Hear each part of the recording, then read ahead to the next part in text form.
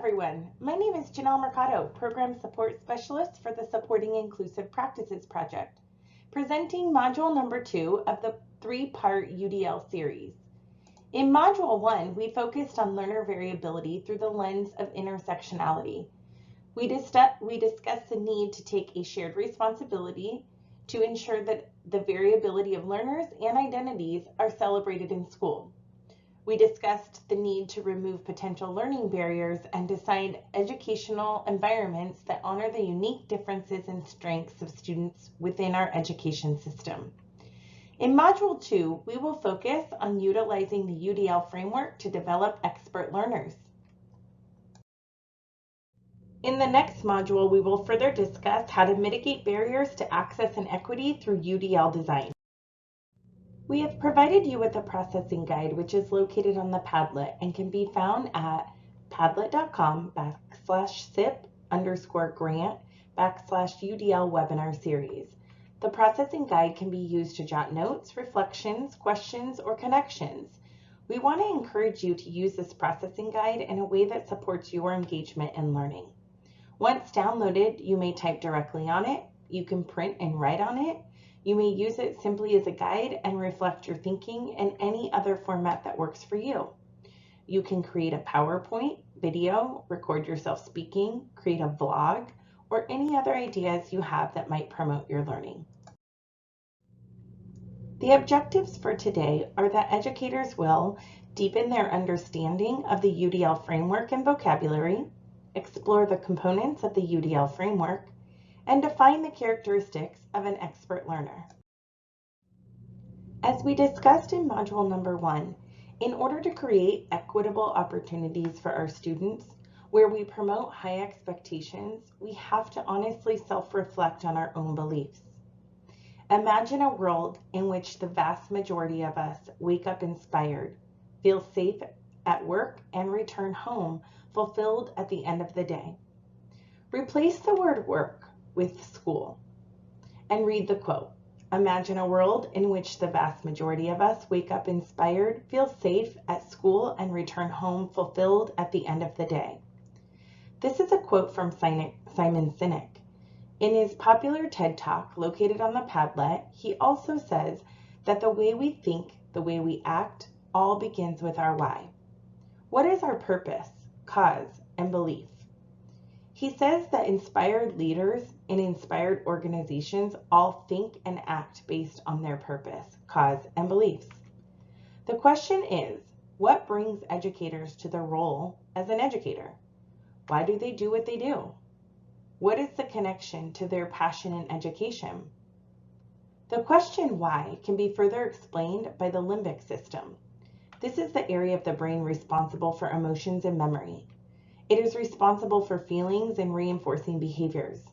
For the majority, when they feel connected to others, it elicits positive feelings. This experience is the same for our students. The more connected, positive feelings they have to school, the more they will be inspired, feel safe, and feel fulfilled about it. Hello, I'd like to welcome Kevin Schaefer, our Program Director for the Supporting Inclusive Practices Project. And I've invited Kevin to share a little bit more about his personal why, how it connects to his story, and how that connects to the values he has in education. I wanted to also remind you that you have your processing guide to self-reflect as Kevin is sharing his story, and take some time afterward to reflect on what your personal why is. So Kevin, could you take it from here? Sure, Janelle, thank you.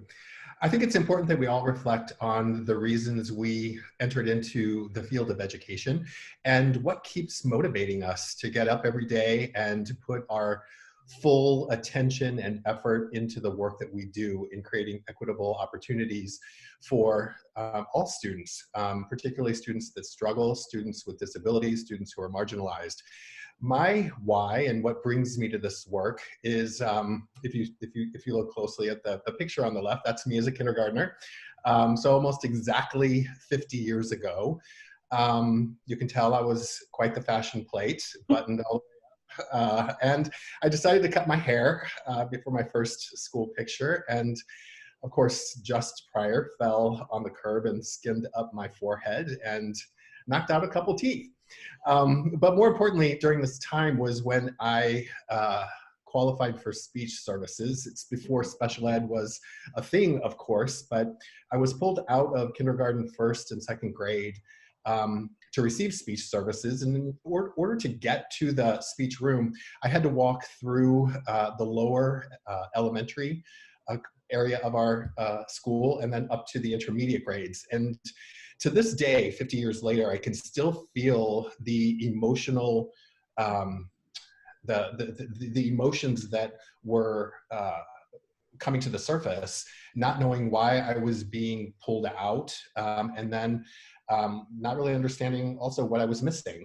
So with that conversation not being had, and having to go through the almost the trauma of being 5 years old and trying to find your way to the speech room, which was of course on the other side of the school, I can still remember the names of the two students that were in the session prior to me. And that's a long time to have those memories that are based in emotion to stick with you. So when we make decisions to pull students out of classes, as we make those decisions around least restrictive environment, or decide that students need a separate place to be educated, we also have to consider the self-perception that that brings with it, and the deep emotional ties to that. That even with the time that has passed, it's still very present for me. And I think it's the same with many of our students who are not feeling a sense of belonging and community with their peers. The second photograph is my first class when I was student teaching. So even before I received my credential, I taught elementary school in a self-contained environment in North County, St. Louis, in the district next to Ferguson, Missouri. So what I had to eventually realize that the students in my class, if you haven't noticed, are predominantly boys of color, whose background, whose approach to education, whose childhood was very different than mine. And that self-reflecting on my implicit bias, being brought up in a small farm town in Southern Illinois, I had very different experiences, and also brought to this classroom areas of lowered standards in the way that they spoke, in the way that they approached their education. I made conclusions that weren't based in reality. I also, as the years passed and I learned more about special education and reflected back on this classroom of boys of color for the most part, of those 12 boys, I would have to say at least 10 of them didn't have a disability. They learned that they learned in a way that was outside the instructional box, the instructional delivery that's based on educational design on the industrial era. You know, everyone behaves a certain way. Everyone sits in rows. Everyone follows directions, and we're not educating students to be prepared for a workforce that requires collaboration and creative thinking and communicating in different ways using different devices. So I think it's important to understand that we have to approach students based on their variability and the ways that they learn, and give them options so that they're able to learn who they are in the educational environment and be self-determined when they leave our system. So these two examples are my why, my connection to the work that I do. And over the last 50 years, it's what energizes me and keeps me focused on educational equity and access. Thank you so much, Kevin. I knew your story would be helpful for folks to hear, and appreciate your vulnerability, and most importantly, bringing the human aspect to this work is so important. So thanks for your time. Thank you. In module number 1, we also began discussing the need to create inclusive, equitable educational opportunities for students. How do we define inclusion? Lisa Friedman states, inclusion is a mindset. It's a way of thinking. Inclusive cultures can be felt on a school site, within a district, and even a county office of education. It's a mindset and belief that all students can learn, They are provided those opportunities. Inclusion is not a program run in one classroom. It's not something earned by a student. Friedman says inclusion is who we are. It is who we must strive to be. We are going to watch a short video by Shelley Moore. You remember her from the 7-10 split video in the module number 1. In this video, she addresses the evolution of inclusion. As a reminder, your processing guide includes a space for you to jot notes while you watch the video. While watching the video, think about what inclusion looks like in your LEA school or district. Welcome to 5 More Minutes, useful videos in 5 minutes or less that support the teaching and learning of all students. I'm your host, Shelley Moore. Today's topic is the evolution of inclusion.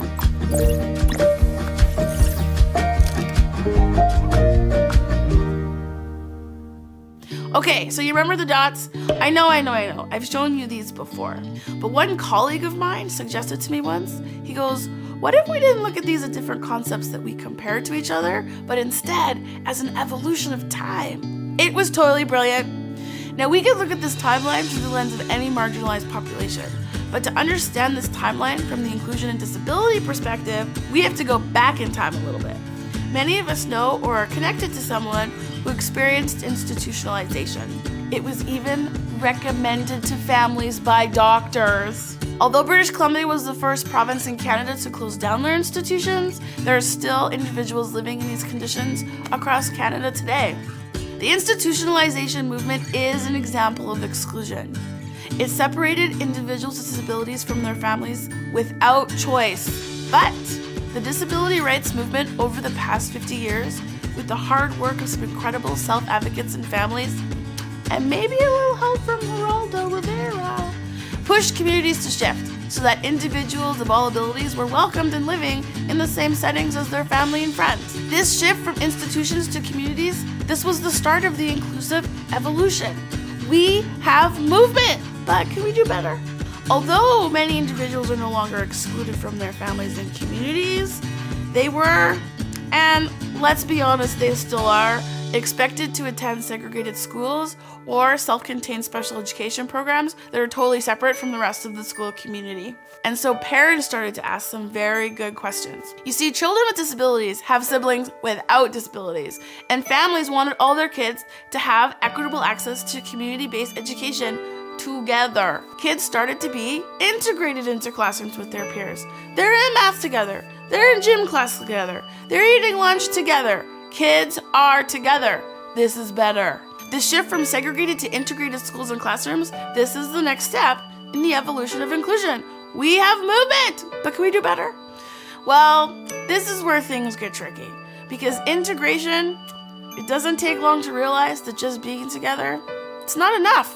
Although in the same classroom, students with disabilities are often just that. They're physically in the classroom. They may sometimes have parallel activities, but mostly it's loosely connected classroom tasks. Now, you don't need me to tell you that just physically sharing space and time is enough to make you feel like you belong in a community. I mean, come on, there are Disney movies made about this. Breathing the same air is not enough. Do you remember the Titans? I do. The evolution from integration to inclusion is now the topic of many conversations in communities and schools around the world. How do we support individuals to be meaningfully included and not just physically integrated? It's not just about where kids go in their day, but why. What is the purpose to the places that they go? It's now school-based teams and staff that are asking questions about how to do this. How can we support purposeful and meaningful placements for kids with disabilities? In inclusive classrooms and schools, students aren't just present, but they have roles and responsibilities in their classrooms and also meaningfully connecting to their peers. This is inclusion. So there you have it, my friends. A brief history of inclusion in about 5 minutes. If this is interesting to you, though, definitely investigate your local history as well, because every community is in a different place in this journey, and it's so valuable to know where we've come from. The other thing, though, is looking at these visuals as a timeline. It really helped me to shift my own thinking from which bubble am I at or not at, and shift to more about where are we now in our inclusive journey and what's our next step. all of a sudden the goal of inclusion becomes action-oriented and just feels so much more possible. We may not all be at the same place in the journey, but we can all move forward.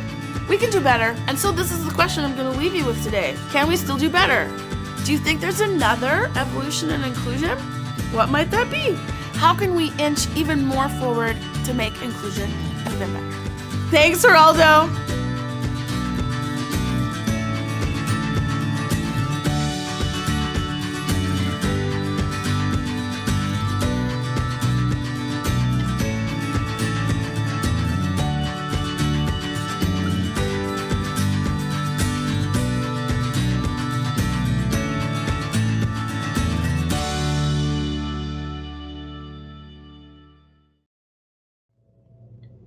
While we might integrate our students in general education, can we do better?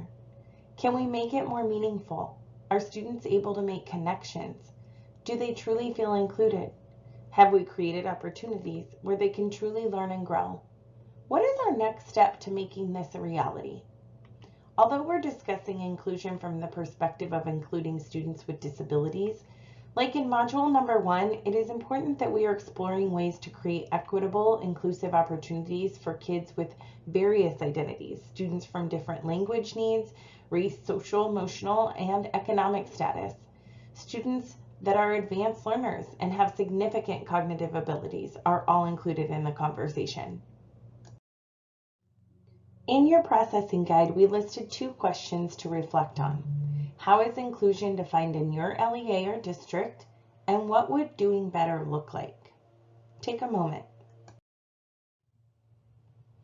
Let's focus on what inclusion is and what inclusion is not. As we do this, think about the strengths and areas for improvement to create a more inclusive system within your LEA district or school. Inclusion means providing students with educational equity, intentionally designing policies, practices, and cultures that support inclusion. It is not a dump and hope. Put a student in a classroom without a plan and hope for the best. Inclusion is creating a sense of community and belonging, where everyone feels connected and inspired. It is not putting a student in a classroom with an untrained paraprofessional. What are we doing to ensure support staff are receiving the training they need to support students in inclusive settings? Inclusion is ensuring that students have access and benefit from their education. It is not just mainstreaming, where students have to earn the right to be in the general education class. The difference between inclusion and mainstreaming is that when mainstreaming, students are visitors in the general education classroom. Inclusion is maintaining the belief that the general education classroom is a student's home base, where the student has a sense of belonging and connection. It is believed that every student is a general education student, and even if pulled out for supports, their home base is still the general education classroom. Inclusion is independence and interdependence.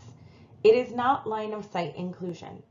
Inclusion is not simply providing kids with a chance to watch their peers be a part of a united community. It means being a part of that united community. Inclusion is a philosophy that all kids can learn, and the educators truly believe that, rather than including kids because of a compliance or outcome measurement. Inclusion is breaking down silos between general and special education. Inclusion is everyone working together from a place of collective responsibility and willingness to make improvements so that students are provided opportunities to be a member of the inclusive community. That is liberation. There are many different definitions of inclusion amongst scholars, and the common theme is that students with a range of abilities and disabilities should be educated in general education with appropriate supports to reach their full potential, and general education should be the first choice for all learners. Let's be clear, this requires having the right structures in place to be able to support students in this way. This means creating policies, practices, and a culture that supports inclusion. To show you an example of the power of creating inclusive learning environments through the framework of universal design for learning, we're going to show you a short video that was created by Katie Novak, the queen of all things universal design for learning. She created this video for the Supporting Inclusive Practices project, and the entire video can be found on our website. In this video, she goes deep into the need to create systems that support inclusion. We clipped a snippet of the video that we thought was most meaningful for this presentation. As you watch, use your processing guide to reflect on whether or not you agree or disagree with Katie's perspective. What do the children in the video have to offer one another? Brother, the bookend, and that's one of their best friend, James. And James has Fragile X syndrome, and he's almost completely nonverbal, and obviously, significantly developmentally delayed cognitively. And they're just the three best of friends. And the really cool thing about this story here is that, Aylin, from the first time she met him, she was like a warrior for James. And so when he was in first grade, when he gets really excited, he flaps his hands a little bit. And so he was running outside doing tag, and he was flapping his hands, and a bunch of little girls went up to him and said, "Why do you always do that with your hands?" And Aylin sees this across the playground, and she comes like busting across. And I hear this from a teacher who's my colleague. And she said, "Hey, ladies, if you're going to mess with someone, you're going to have to mess with me." And this is just like a little ball of fire. Now, I'll tell you something else about my daughter, Aylin, which is that she has severe combined type ADHD. And for all the amazing strengths and beauty and fire she brings into this world, she can also be really impulsive and dangerous and violent. And those are ways that you could describe her, but that's not her. She's just Aylin, and she brings all these amazing strengths to the classroom, and she also brings these amazing areas that she needs to work on. And so what's really beautiful about this picture to me is that Brecken is significantly above grade level, and James is significantly below grade level, and Aylin exhibits behaviors that most classroom teachers will never ever want to see. But the three of them are in the same class together all day, every day, and they are challenged and they are supported equally because of universal design for learning. And in most places in this world, they would be separated. And they would be separated because there would be a belief that Brecken deserves more, that he deserves better, and that James can't do it, and that Aylin doesn't belong there because she can't behave. And what I will tell you is I will fight this fight until every parent of all of these kids gets to see that they belong together, that in this world, we all belong together. And when you separate them, what you're saying is that James and Aylin have nothing to offer Brecken, and they do. They all have equal amazing things to offer each other. Both Shelley Moore and Katie Novak are so knowledgeable. They are the leaders in the work of inclusion and universal design for learning. They are dynamic presenters, have published books, blogs, and are brilliant resources. Something that I want to call out from the video we just watched by Katie Novak is that educating children together, they learn how to understand and be empathic to one another. They learn to accept one another's differences. All too often, we create separate educational environments. Then, when they leave the education system, when they graduate, we expect them to magically come back together and be able to understand one another, work together, know how to collaborate with one another, communicate, emotionally connect. Yet, we've separated them in school and lowered their abilities to do all of these things when they leave school. Universal Design for Learning provides the framework for creating access through equity-based lesson planning. To reiterate, UDL is not a special education thing. It is not a way to create inclusive educational opportunities only for students in special education. What we're talking about is creating equitable learning opportunities for all students or young adults in the education system. Let's do a little long-range vision setting. There's a space in your processing guide, or you can do it in any way that works for you. Add an adjective and a reason why to this sentence stem. In my opinion, the #1 quality of a student who is college, career, and civic life ready is blank because blank. Take a moment to do that now. Think back to Patrick Forker that we introduced in module number 1. What were the qualities and characteristics that he needed to learn from early childhood education through high school to be prepared for college? One of our teammates tells a story about what he learned from a director of student support services at one of the local junior colleges.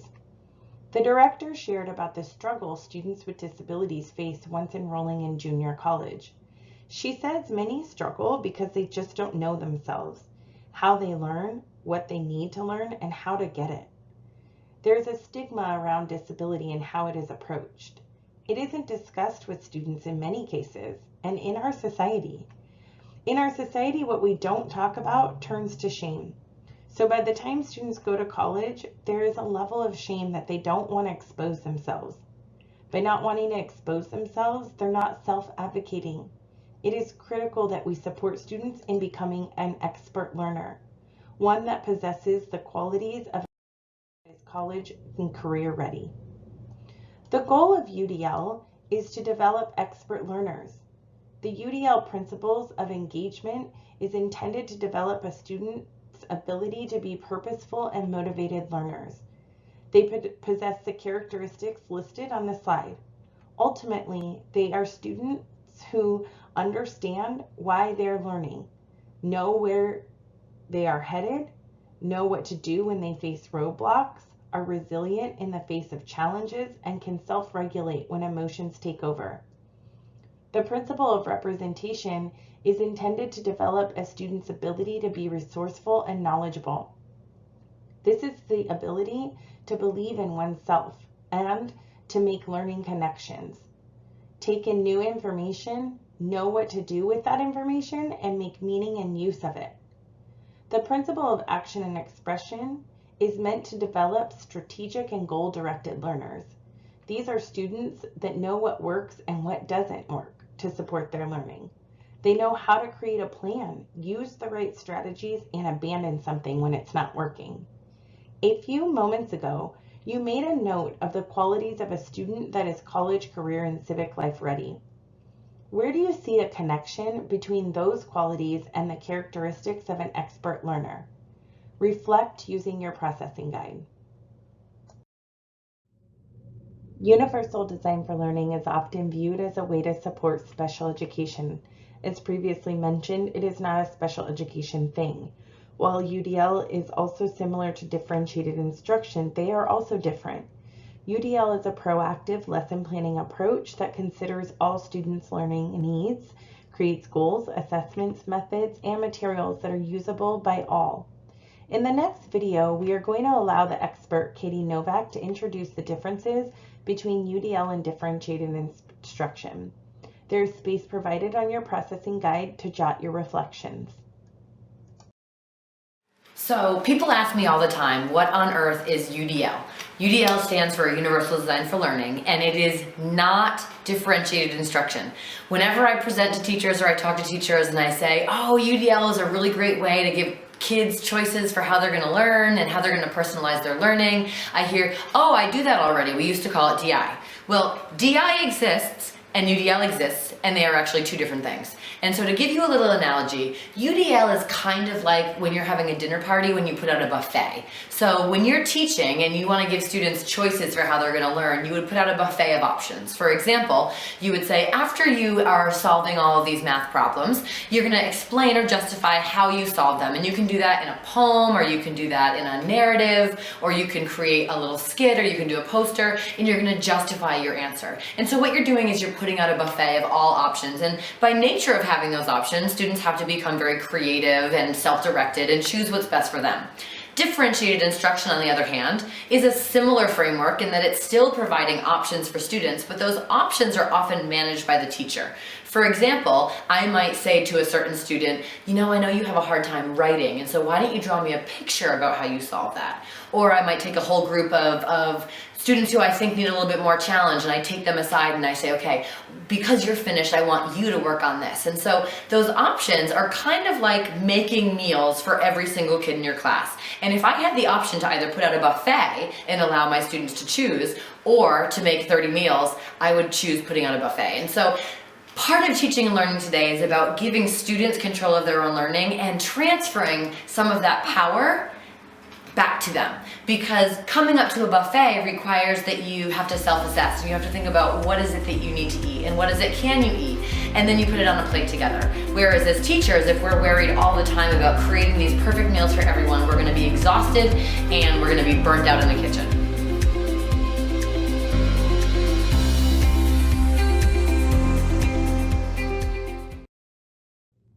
UDL is a proactive design of curriculum and instruction to ensure that they are educationally accessible regardless of modality, preferences, physical or sensory abilities. Just as physical barriers exist in our physical environment, curricular barriers exist in our instructional environment. This makes me think of the Signs Restaurant video from Module 1. And the physical barriers that existed for the servers prior to the structures created at the Signs Restaurant. Those barriers prevented them from being able to attain competitive integrated employment. Think about the connections to universal design architecture and the way buildings and sidewalks have been designed for greater access and benefit for all. For example, elevators and escalators not only are beneficial for individuals with wheelchairs, but they are also beneficial for someone that needs to get to the 20th floor of a building quickly, or all of us late for our flight in the airports. Curb cutouts accommodate both individuals with wheelchairs and parents walking their children in strollers. Like Shelley Moore said, if we design for the 7 to 10 split, then we are actually designing for everyone. This cartoon is a good example of universal design. The student in the wheelchair says to the custodian, "Could you please shovel the ramp?" The custodian answers with, "All of these other kids are waiting to use the stairs. When I get through shoveling them off, then I'll clear the ramp for you." The student says, "But if you shovel the ramp, we can all get in." What this means is that providing multiple options for different ways to reach the goal, which is to get into the school, then all students have access, not just those able to use the stairs. So clearing the path for a student with special needs clears the path for everyone. It also provides for choice. In Module 1, we began to introduce the vocabulary and structures of the UDL guidelines. Now we're going to explore them at a deeper level. As a friendly reminder, you can access the interactive guidelines at udlguidelines.cast.org. Again, the guidelines are organized by 3 columns: the principles of engagement, representation, and action and expression. Then there are 9 guidelines within each principle. Within the guidelines, there are checkpoints. You will also notice that there are tabs on the left. The first tab is the access row. This is guidance for the teacher to provide access by creating ways to recruit interest, perception, and physical action. Then the focus for the teacher becomes on helping students build skills, providing students with ways to learn how to sustain effort and persistence, how to understand the language and symbols, and how to explore with many different ways to express and communicate what they know. Then the teacher focuses on helping students internalize those skills by offering different ways for students to learn self-regulation, comprehension strategies, and executive functioning skills. Note that every student will be in a different place in their ability to access instruction and their ability to independently navigate their learning. So the role of the teacher is to move students along and provide them as many opportunities as they can to begin to internalize information. The goal is always to develop students as expert learners. This does not happen overnight. It takes many opportunities for practice and many opportunities for failures and redos. Maintaining a growth mindset, always reminding students that they haven't learned something yet. not that they just haven't learned it. Celebrating failures and the growth, the progress, and the learning that occurs when you try something and don't get it right the first time. It's so important. Students need to be given permission to be courageous, try a thing, not get it, and then be encouraged to keep on trying. The UDL guidelines are used as a tool to support teachers when designing lessons as a means of providing more ways to remove barriers in curriculum design and reach more learners. The endless option of UDL curriculum design is applicable to all types of instructional models. Online learning, traditional classroom instruction, a hybrid model, special education, co-teaching, etc.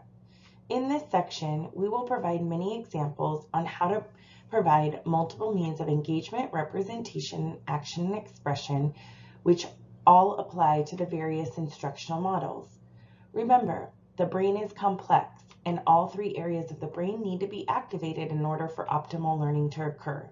So we're not approaching these guidelines as a checklist. We are approaching these guidelines by including all three principles to ensure that all three areas of the brain are stimulated. Let's dive into the first principle of multiple means of engagement. The principle of engagement is based on the affective network in the brain, the limbic system, the area of the brain responsible for emotions and memory.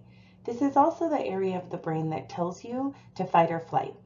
There is no language in this area of the brain, but it is what determines how learners are engaged, feel connected, stay motivated, how they experience challenges, excitement, interest. Every student will approach school with varying social, emotional, behavioral skills, so they need to be taught what to do when the emotions take over the cognition. To activate this area of the brain, we need to promote the ways students are engaged to develop students that are purposeful and motivated to learn. There is an explicit call in the principle of engagement to integrate emotion and cognition. We know that students continuously appraise their environment as good or bad for them, beneficial or threatening. If students are experiencing fear or anxiety towards school, they're less likely to have the brain capacity to learn academic information. Note, this slide might be confusing to those new to UDL. In previous slides, the guidelines are vertical. Here we move them to a horizontal configuration. We want to get kids interested in their learning. We want kids to put in effort, and we want to also remind students that putting in effort does not always mean that they will reach the goal on the first time. They'll get closer to reaching it, so we want to create a culture that truly values mistakes.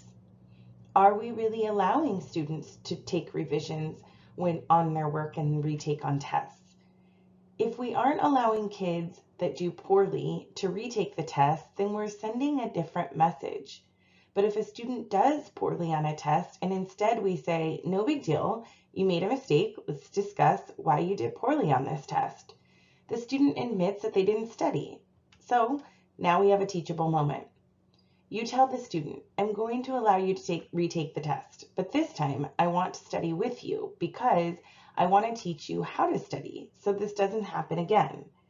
Then we just created an opportunity for students to learn a new skill. We also need to teach kids persistence when learning gets tough. Engagement is not a fun meter. Learning is hard, so engaged classrooms aren't always pretty. When people are working through challenges and learning, big emotions might pop up, and that's okay. We can teach ways for students to learn how to self-regulate and cope with those big emotions. We have to prepare kids, tell them that they'll be challenged in life, and that's okay. It's all about how we deal with those challenges.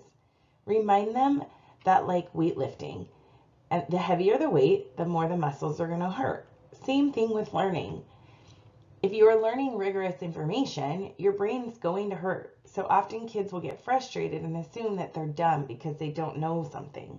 We need to remind them that doesn't mean anything more than their brains are growing, and there are so many options to keep them moving forward.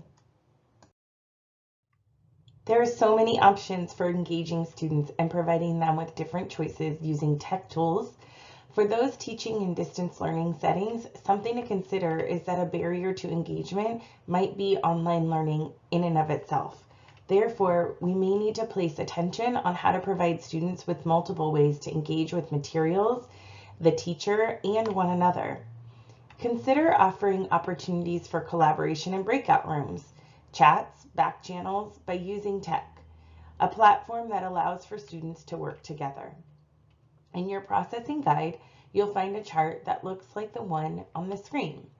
The first one is titled Principle of Engagement. The chart is organized from left to right, outlines the guidelines and checkpoints, then provides a translation of what they mean in a classroom or distance learning classroom. You can stop the recording at any point and self-reflect on the guidelines and checkpoints that can be applied in your specific education setting. Something to reflect on while you do this exercise is, what are you already doing to universally design your lessons, and what can you improve upon? Start small and find little opportunities to grow. As a friendly reminder, there are many tools and resources that have been linked to the Padlet that will provide you with more ideas beyond what is introduced in this web module recording. Establishing a UDL mindset is a journey, not a destination. What is one area of providing multiple means of engagement you'd like to explore or improve upon? Now let's transition to the principle of representation. A funny cartoon. That was an awesome worksheet, said no student ever. The principle of representation is based on the recognition network of the brain. The temporal lobe is what allows you to hear, see, and smell stimuli. This is how humans gather information, make sense of it, put it in categories, and store it into memory. To activate this area of the brain, we need to provide multiple ways for students to receive information for the purposes of developing students that are resourceful and knowledgeable. All students have to perceive what we are teaching. It doesn't have to be in the traditional format of lecture, note-taking, completing worksheets, taking a fill-in-the-blank multiple choice test. Instead, you can tell students that the goal for the lesson or objective that they will learn is to create either a 5-paragraph essay, solve for algebraic equations, the process of photosynthesis, fill in the blank. And then you tell them how they will be able to demonstrate their learning at the end of the lesson. Then you can present the lesson in many different ways. You may start with a mini lesson, which may be a short lecture, demonstration, pre-recorded video, etc. Then you give them options during the mini lesson to take notes, audio record, complete a processing guide, so many other things that you can do. Then you can give students options for following the mini lesson to read or listen to an audiobook, read or listen to an article, watch videos, listen to a podcast. When you think about providing those options and choices to make content more accessible, think about how to translate traditional text to other formats, like digital text. Once we've found a way to make the content something students can perceive, then we need to get students to make sense of what they're perceiving. What is the critical vocabulary that students need to know, and how can we teach it in context so that they can make meaning and connections to what they've already learned or what they already know? The goal is for students to take all of that information, comprehend it, and store it for later use. There are many options to represent information to students. Always remember, what is necessary for some is good for all. Use a combination of videos, text, audio recordings, graphics, live demonstrations, and additional resources. Then provide kids with autonomy to choose. For those teaching in distance learning settings, this might require some parent coaching. It may be necessary to identify opportunities to coach parents through the process of offering opportunities for students to use their choice and voice. Also, if you have a student that is visually impaired, deaf and hard of hearing, it's important to make sure all of the content posted online is accessible for screen readers and closed captioning software. Another consideration for distance learning: should you create lessons that involve the use of manipulatives, how can you ensure that everyone gets access to those manipulatives? Work with leadership to determine the best way to arrange for pickup or drop-off of materials. When providing digital text, use documents and websites that allow for the use of tools like speech to text, text to speech, annotation, highlighting, font changes, etc. PDF documents and websites like Common Lit, Newsella, Actively Learn allow for the use of these types of tools. When using videos, you can use those created by someone else like Khan Academy, National Geographic, the History Channel, Metropolitan Museum of Art, or you can create them using software like Screencastify and Screencast-O-Matic.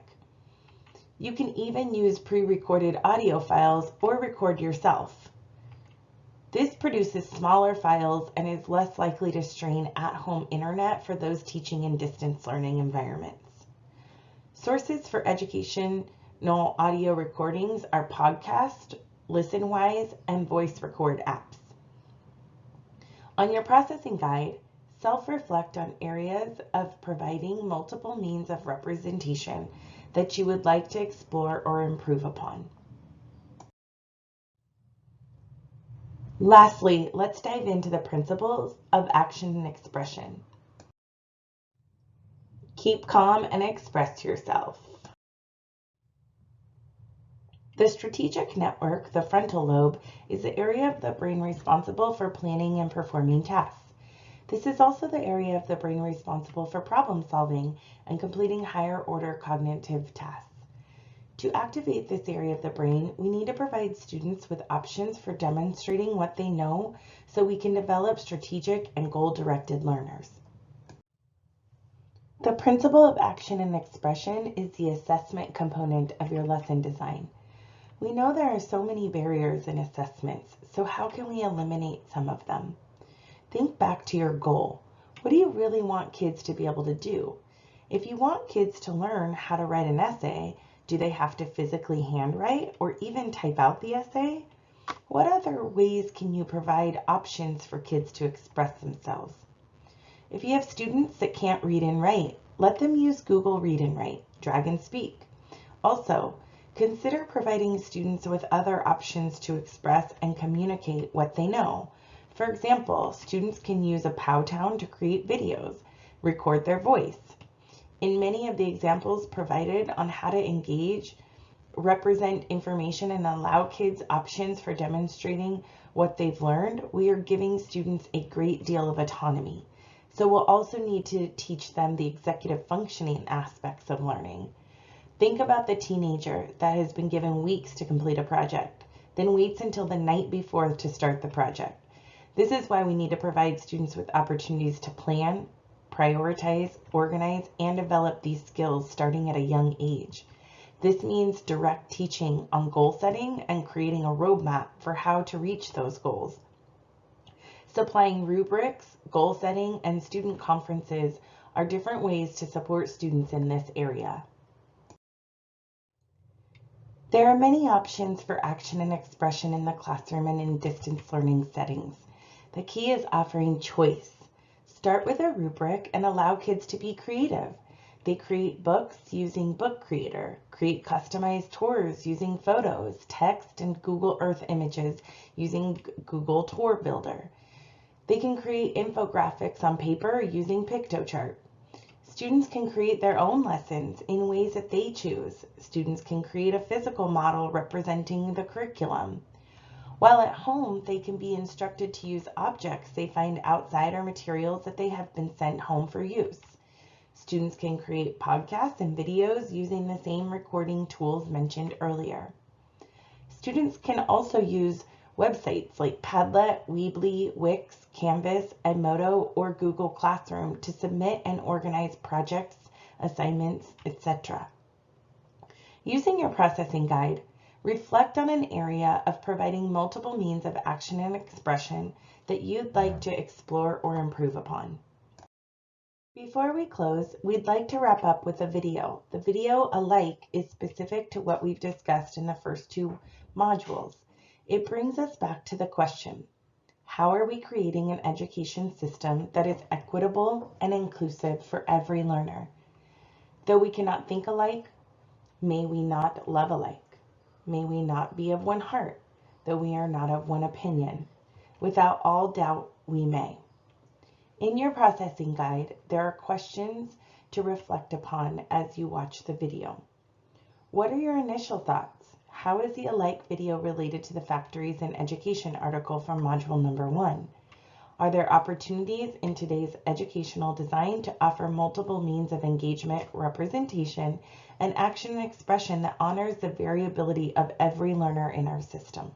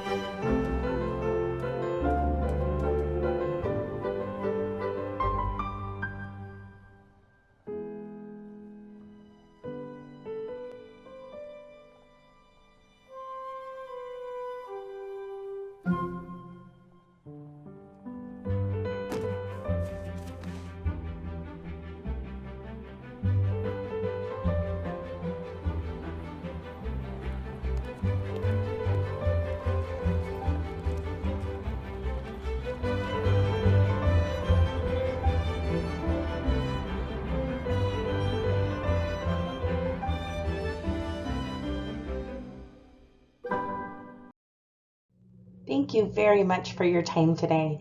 We would love your feedback. So if you could take a few moments to complete the short survey that we've created for this web module, we would greatly appreciate it. You can access the survey by clicking on the link located here on the PowerPoint slide, or using the QR code, or typing in www.surveymonkey.com/r/2ZND77R. Have a great day.